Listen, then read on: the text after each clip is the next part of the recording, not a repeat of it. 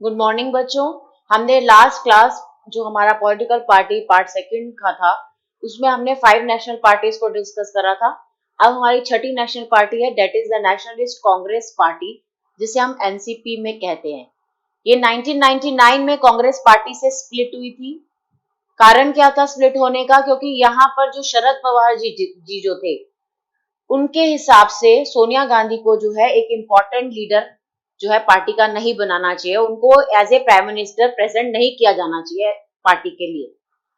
तो पार्टी में ही dispute arise हो गया था, क्योंकि उस टाइम पर जो है सोनिया गांधी को राजीव गांधी के बाद जो है सोनिया गांधी को as a prime minister figure जो है कांग्रेस पार्टी खड़ा कर रही थी।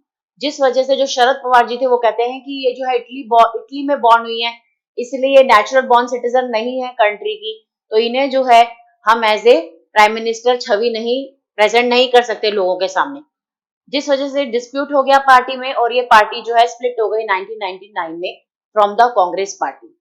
इस पार्टी की क्या जो है आइडियोलॉजी है, वही डेमोक्रेसी सेकुलरिज्म की बात करती है, सोशल जस्टिस की बात करती है कि मतलब समाज में जो है जस्टिस होना चाहिए, न्याय होना चाहिए, फेडरलिज्म मतलब डिस्ट्रीब्यूशन ऑफ पावर्स होनी चाहिए, ये नहीं कि सारी पावर सेंट्रल अपने पास में रखी हुई है। और मेजर पार्टी है महाराष्ट्र की।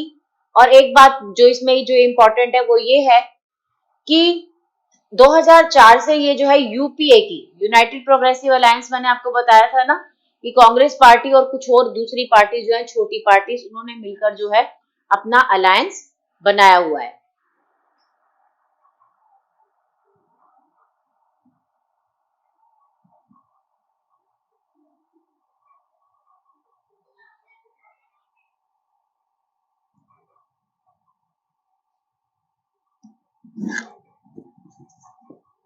अब हमारी बेटे जो नेक्स्ट नेशनल पार्टी है जो हमें एक्सप्लेन करनी है,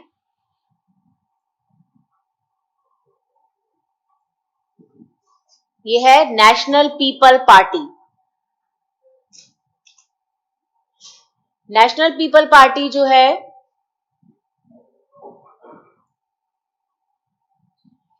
is a national level political party in India.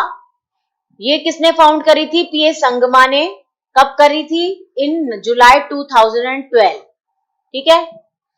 लेकिन ये पार्टी जो है नेशनल पार्टी का स्टेटस इसको कब मिला? 7 जून 2019 में। और ये नॉर्थ ईस्टर्न इंडिया की ये पहली पॉलिटिकल पार्टी है जिसको ये स्टेटस मिला है कि वो नेशनल पार्टी में आ सके। Is that clear? Next party is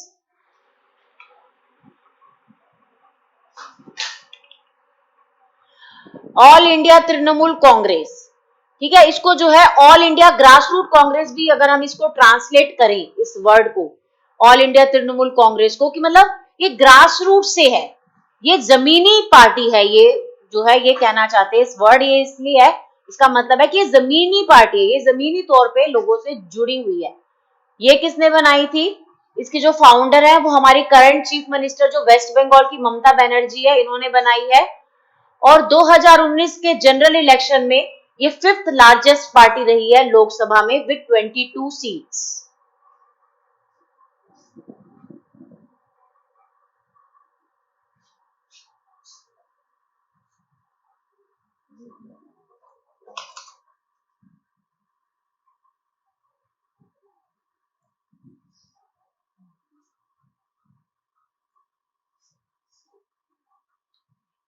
अब हम आगे बढ़ रहे हैं बेटे स्टेट्स पार्टीज में।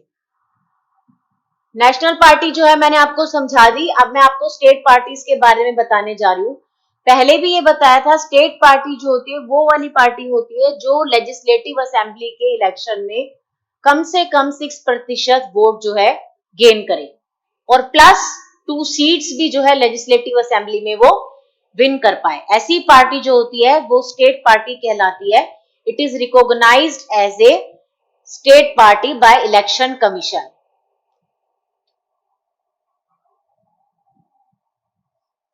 Some of these parties are all India parties that happen to have succeeded only in some states. जैसे कि कुछ पार्टीज जैसे हमारी समाजवादी पार्टी है, ये जो है इनका जो है ना इम्पोर्टेंस है कई स्टेट्स में है। और स्टेट्स पार्टी का जो है ज्यादा इंपॉर्टेंस हो रहा है क्योंकि देखिए 2014 के इलेक्शन में तो बीजेपी गवर्नमेंट जो है मेजोरिटी से आई थी, लेकिन उससे पहले जो था कोई भी ऐसी पार्टी नहीं थी कि जो वो मेजोरिटी से आकर जो है गवर्नमेंट बना सके लोकसभा के इलेक्शन में। ठीक है, तो इस जो नेशनल पार्टीज होती हैं वो इन स्टेट पार्टीज के साथ कोलिएशन करके गवर्नमेंट बनाती हैं, इसलिए स्टेट पार्टीज का एक अपना इंपॉर्टेंस होता है। This made the Parliament of India politically more and more diverse. No one national party is able to secure on its own a majority in Lok Sabha. As a result, the national parties are compelled कि जो national parties हैं वो compelled होती हैं कि वो alliance करें with state parties. ठीक है, इसी वजह से जो है state parties जो है हमारी बहुत important role play करती हैं democracy में in strengthening the democracy and federalism in our country. अभी तक हमने आपको नेशनल पार्टीज के बारे में बताया, स्टेट पार्टी के बारे में बताया। अब जो ये देखिए मैप है, ये आप जो है अपनी बुक में से अच्छे से देखेंगे। ये अलग अलग एरियाज में, जैसे सिक्किम में कौन सी रीजनल पार्टी है भाई, सिक्किम डेमोक्रेटिक फ्रंट, जम्मू कश्मीर की पार्टी शिरोमणि अकाली दल, पंजाब की पार्टी, ये सब आप अपने मैप में से देखेंगे अलग अलग जो हमारी रीजनल पार्टीज या स्टेट पार्टीज हैं।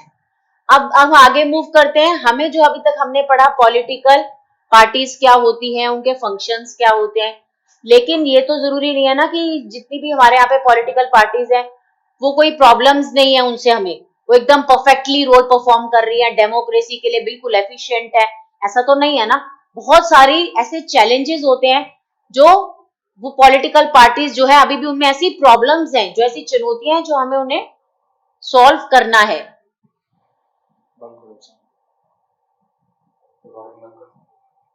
तो कौन से चैलेंजेस है पॉलिटिकल पार्टीज जो है फेस कर रही हैं?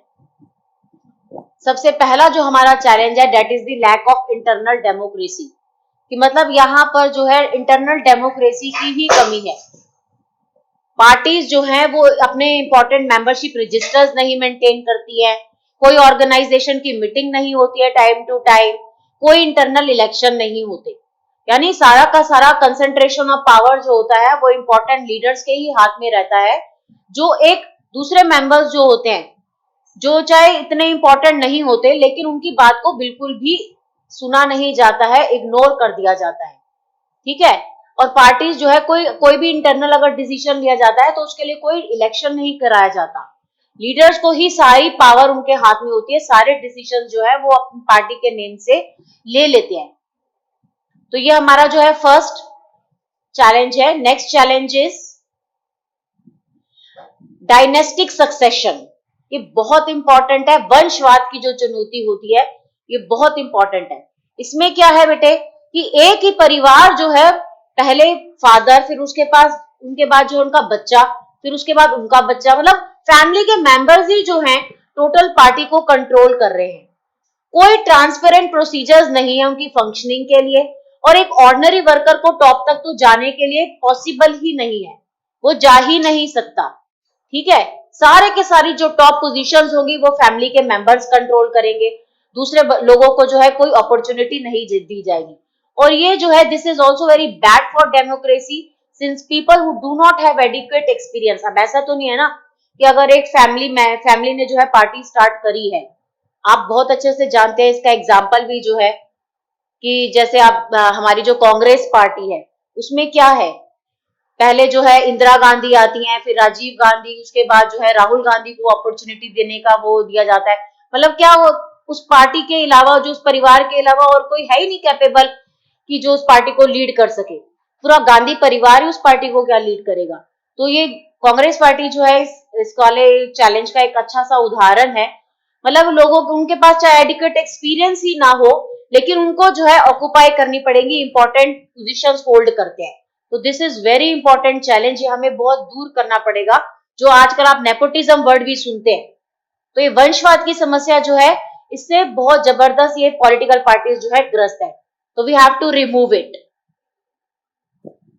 द थर्ड चैलेंज जो पॉलिटिकल पार्टीज फेस कर रही है that is money and muscle power. Actually में क्या होता है कि पार्टीज जो है ऐसे लोगों को नॉमिनेट करती हैं, they tend to nominate those candidates who have और can raise lots of money, मतलब जिनके पास खूब पैसा है, पैसा चाहिए उन्हें। पैसा क्यों चाहिए? तो कि उन्हें इलेक्शंस में जीतना चाहते हैं। अब क्या होता है, रिच पीपल को या कंपनीज को टिकट्स मिल जाती हैं या वो पूरा होल्ड कर लेते हैं पार्टी में, और जब वो पार्टी जीत जाती है तो फिर क्या होता है, वो ऐसी ही पॉलिसीज या डिसीजंस बनाते हैं जो इन लोगों को फेवर करें।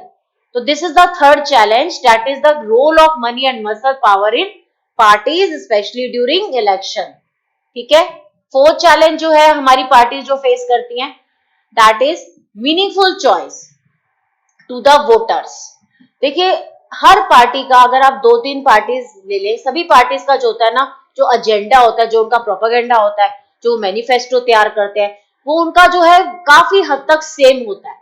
मतलब जो उनकी आइडियोलॉजीज होती है, in recent year there has been a decline in the ideological differences among parties in most of part of the world। जो हमारे बुक में उदाहरण दे रखे हैं लेबर पार्टी और कंजर्वेटिव पार्टी, ये पीछे वाले पार्ट में भी मैंने आपसे पूछा था कि ब्रिटेन की कौन सी दो पार्टीज हैं, तब आप इसका आंसर क्या है बेटे, labour party and conservative party. अब ये जो दोनों पार्टीज हैं, इनमें जो इनका फंडामेंटल जो प्रिंसिपल्स है वो ऑलमोस्ट सेम है। ये जरूर हो सकता है कि वो जो पॉलिसीज को अपने फ्रेम करेंगे या इम्प्लीमेंटेड करेंगे वो चाहे थोड़ा डिफर हो जाए, लेकिन जो इनका प्रिंसिपल है, जो फंडामेंटल जो इनकी आइडियोलॉजी है, दैट इज नियर और मोर और लेस सेम ही है। मतलब पार्टीज में इतनी उनके जो वो कहते हैं कि हम जीतने के बाद काम करेंगे, जो उनका मैनिफेस्टो होता है वो ऑलमोस्ट सेम होता है लगभग, जिस वजह से लोगों को काफी कंफ्यूजन हो जाती है चूज करने में कि भाई हम कौन सी पार्टी को सिलेक्ट करें। ठीक है, sometimes people can not even elect very different leaders either because the same set of leaders keep shifting from one party to another. कभी कभी ऐसा होता है कि लोग जो होते हैं एक पर्टिकुलर लीडर को वोट दे रहे होते हैं, लेकिन अब वो कंफ्यूज हो जाते हैं। क्यों? क्योंकि लीडर्स ही जो है अब कभी एक पार्टी में और कभी दूसरे पार्टी में चले जाते हैं, दल बदलते रहते हैं। ठीक है, तो these are the four important challenges that political parties are facing. अब पॉलिटिकल पार्टीज ये प्रॉब्लम्स जो है ये फेस कर रही है, चैलेंजेस फेस कर रही है, चुनौतियां। अब ये हमारे सरकार का दायित्व बनता है, ये हम लोगों का दायित्व बनता है कि हम इनमें सुधार लाएं, इनको रिफॉर्म्स करें। तो आवर नेक्स्ट टॉपिक इज, ये जो अभी हमारी जितनी भी पिक्चर्स हैं इनको मैं अभी बाद में एक्सप्लेन करूंगी, पहले मैं आपको इनके रिफॉर्म्स करने के तरीकों के बारे में बताऊंगी। How can parties B reform, कि पार्टीज जो हैं उनको हम कैसे सुधार ला सकते हैं, किस तरीके से रिफॉर्म कर सकते हैं। अब देखिए, इस टॉपिक में दो बातें हैं। एक तो जो एफर्ट्स ऑलरेडी किए गए कॉन्स्टिट्यूशन के द्वारा, जो ऑलरेडी एफर्ट्स किए गए in order to reform the parties, और कुछ हम सजेशंस भी दे सकते हैं कि जिस तरीके से कि इन पॉलिटिकल पार्टीज में जो है सुधार आ सके। तो सबसे पहले तो ये जो सरकार ने जो हमारे some recent efforts and suggestions in our country to reform political parties and its leader, मतलब जो ऑलरेडी कॉन्स्टिट्यूशन में कर लिया गया है, उसमें 3 पॉइंट्स हैं। पहला पॉइंट जो है दैट इज डिफेक्शन। डिफेक्शन का मतलब क्या होता है बेटे, दल बदल लेना, changing party allegiance from the party on which a person get elected to a legislative body to a different party। यानी एक व्यक्ति जो एक पार्टी से जीत जाता है, जीतने के बाद वो क्या करता है, वो अपनी दूसरी पार्टी में चेंज कर लेता है, मतलब दूसरी पार्टी में चला जाता है। क्यों चला जाता है भाई? वो सोचता है कि उसे जो हो सकता है उसको ज्यादा वो दिया जाए, पैसे दिए जाए उसको लुभावने के लिए, या कि हम तुम्हें अच्छी पोस्ट देंगे, अच्छा मिनिस्टर बनाएंगे, अच्छा डिपार्टमेंट देंगे, आप हमारी पार्टी में आ जाओ, और वो उस पार्टी को ज्वाइन कर लेता है। This is defection. तो इस ऐसे दल बदलने के लिए ऐसे जो मिनिस्टर्स होते हैं जो अपना दल बदल लेते हैं, ऐसी प्रॉब्लम को रिसॉल्व करने के लिए हमारे constitution was amended to prevent elected MLAs and MPs from changing party. इसके लिए क्या करा गया है, अब एक कानून बना दिया गया है कि कोई भी एमएलए या कोई भी एमपी अगर वो अपनी पार्टी को चेंज करता है तो उसकी सीट चली जाएगी। समझ आया? ये नहीं कि अब वो एक पार्टी से जीता और वो दूसरी पार्टी में चला गया, अब वो मिनिस्टर नहीं कहलाएगा, उसके पास वो सीट नहीं रहेगी। ठीक है, नेक्स्ट रिफॉर्म जो करा है सुप्रीम कोर्ट ने, क्या कहती है सुप्रीम कोर्ट की, अब एक एफिडेविट भरना पड़ेगा। एफिडेविट क्या होता है बेटे? एक ऐसा sign document which is submitted to an officer where a person makes a sworn statement regarding her personal information. मतलब जो भी उसकी निजी जो भी उसकी इंफॉर्मेशन है, जो भी इंपॉर्टेंट इंफॉर्मेशन है, अब उसको डिस्क्लोज करनी पड़ेगी। अब वो कौन कौन सी इंपॉर्टेंट इंफॉर्मेशन है, जैसे कि उसको अपनी प्रॉपर्टी की डिटेल्स बतानी पड़ेगी, ये मैंडेटरी है एफिडेविट भरने के लिए कि जो भी इलेक्शन में खड़ा होगा, जो भी व्यक्ति कॉन्टेस्ट करेगा इलेक्शंस में, उसको फाइल करना पड़ेगा एफिडेविट, उसको अपनी प्रॉपर्टी के बारे में बताना पड़ेगा, और अगर उसके अगेंस्ट कोई क्रिमिनल केस पेंडिंग है तो वो भी उसको बताना पड़ेगा। तो फिर क्या होगा, हम उस कुछ बातें जो होंगी उसको पब्लिकली जो है लोगों को बताया जाएगा। अब लोगों को पता चल जाएगा कि भाई ये व्यक्ति जो है क्रिमिनल केस में फंसा हुआ है, तो वो अपना एक एफिशिएंट डिसीजन ले पाएंगे और अपना अच्छे से वोट डाल पाएंगे। इससे क्या होगा, जो जो हमारे क्रिमिनल्स हैं वो एक्चुअली पार्टीज में ना आ सके। थर्ड जो रिफॉर्म करा है वो election commission passed an order making necessary for political parties to hold their organisational elections and file their income tax return, कि भाई अब जो है उनको ऑर्गेनाइजेशन के अंदर इलेक्शन कराने पड़ेंगे और उनको जो है इनकम टैक्स रिटर्न भरनी पड़ेगी। अब ये कंपलसरी कर दिया है इलेक्शन कमीशन ने, ठीक है। अब ये तो हो गई जो ऑलरेडी जो काम कर चुकी है सरकार। अब हम आते हैं कि कुछ ऐसी सजेशंस भी हैं जिसके थ्रू हम पॉलिटिकल पार्टीज में रिफॉर्म्स कर सकते हैं। इसमें जो पहला हमारा सजेशन है that is a law should be made to regulate the internal affairs of political party। मतलब ऐसा कानून बनाया जाना चाहिए ताकि जो है जो पॉलिटिकल पार्टीज के जो इंटरनल अफेयर्स है उनको रेगुलेट किया जा सके, उन पे निगरानी रखी जा सके। इसके लिए क्या किया जाना चाहिए कि भाई उनको रजिस्टर मेंटेन करना पड़ेगा, उनको जो है अपने कानून को, कॉन्स्टिट्यूशन को जो है फॉलो करना पड़ेगा और इंटरनल इलेक्शंस भी कराने पड़ेंगे। ऐसा नहीं है कि जो भी इंपॉर्टेंट डिसीजंस है वो जो है जो हाई मतलब जो इंपॉर्टेंट लीडर है वो ही ले रहा है सारे डिसीजन, कोई इंटरनल जो है इलेक्शंस नहीं होते हैं। तो ये बहुत इंपॉर्टेंट है, ठीक है। नेक्स्ट इज कि हमारे हिसाब से ये कंपलसरी हो जाना चाहिए पॉलिटिकल पार्टीज के लिए कि वो कुछ टिकट्स, एटलीस्ट 1/3 टिकट्स तो दे वुमेन कैंडिडेट्स को। अगर वुमेन कैंडिडेट्स का कोटा बढ़ेगा तो इससे वुमेन्स की इंप्रूवमेंट होगी अपने देश में, ठीक है ना। तो वुमेन को कोटा जो है शुड बी रेज्ड। अभी जो है सरकार जो है सिर्फ लोकल बॉडीज में ही वुमेन रिजर्वेशन है और जगह कंपलसरी नहीं है, लेकिन ये कंपलसरी होना चाहिए। I am just suggesting it. Next is there should be state funding of the election. अब होता क्या बेटे, अलग अलग पार्टीज जो है ना दिखाती तो बहुत, करती एक्चुअल में बहुत सारा खर्चा है और बहुत सारे गलत तरीके और हथकंडे अपनाती हैं टू विनिंग द इलेक्शन। लेकिन तो अगर स्टेट फंडिंग होगा, अगर सारा खर्चा जो है स्टेट उठाएगी तो कोई भी पार्टी ऐसा काम नहीं कर पाएगी। कभी कई पार्टीज तो पैसों के लालच देके वोटर्स को खरीदती है। तो गवर्नमेंट को क्या करना चाहिए, उनको इलेक्शंस को सपोर्ट करने के लिए खुद खर्चा करना चाहिए। जैसे कि वो पेट्रोल, पेपर, टेलीफोन, ये सब खर्चा जो छोटे छोटे हैं, ये सारे खर्चे जो है जिसके अंतर्गत ये जो पार्टीज होती है ये गलत काम करती हैं, ऐसे खर्चों को खुद स्टेट गवर्नमेंट को फंड करना चाहिए इलेक्शंस के टाइम पर। तो दीज आर द सजेशंस। इसके बिसाइड भी कुछ ऐसे है कि जो पॉलिटिकल पार्टीज के लिए होना चाहिए लेकिन वो एग्री नहीं करते हैं, दे डोंट लाइक। जैसे कि इसमें है कि पॉलिटिकल पार्टीज पे पीपल जो है प्रेशर डाल सकते हैं। कैसे? पिटिशन लिख के या पब्लिसिटी करके या उनके खिलाफ कोई, अगर उन्होंने कोई ऐसा कोई पार्टी है जो गलत काम करती है तो पीपल खुद जो है मीडिया में जाए और उस पर इंपॉर्टेंट रोल प्ले करें, प्रेशर ग्रुप्स बनाकर, मतलब पॉलिटिकल पार्टीज के बारे में लोगों को बताकर कि भाई ये पॉलिटिकल पार्टीज ये अच्छी नहीं है, ठीक है ना। या उनको पिटिशन लिखे कि हाँ भाई आप इस कैंडिडेट को खड़ा कर रहे हो, ये तो बहुत गलत है, ये तो ये क्रिमिनल है, इस तरीके से। इससे क्या होगा, if political parties feel that they would lose public support by not giving up reforms, they would become more serious about reforms। उन्हें ये डर लगा रहेगा कि भाई अगर हमने लोगों की बात नहीं मानी, जो लोग हमारे खिलाफ बोल रहे हैं, अगर हमने उनकी बात नहीं सुनी तो हो सकता है कि वो इलेक्शन में जीत भी ना पाए। और एक और दूसरा तरीका है पॉलिटिकल पार्टीज को इम्प्रूव करने का, वो ये है कि जो व्यक्ति पॉलिटिकल पार्टीज को इम्प्रूव करने की बात करते हैं उनको खुद पॉलिटिकल पार्टीज को ज्वाइन करना पड़ेगा। जब तक वो ही आगे नहीं बढ़ेंगे तो पॉलिटिकल पार्टीज कैसे इंप्रूव होंगी, कैसे जो है एक्चुअल डेमोक्रेसी जो है प्रिवेल करेगी कंट्री में। That's all for this chapter. ठीक है बेटे, आप अपने सजेशंस जो है, कमेंट्स जो भी आप लिखना चाहेंगे जरूर आप दीजिएगा मुझे, और मैं कोशिश करूंगी ताकि नेक्स्ट वीडियो जो है वो और बेटर बनाऊं। ओके बेटा, थैंक यू।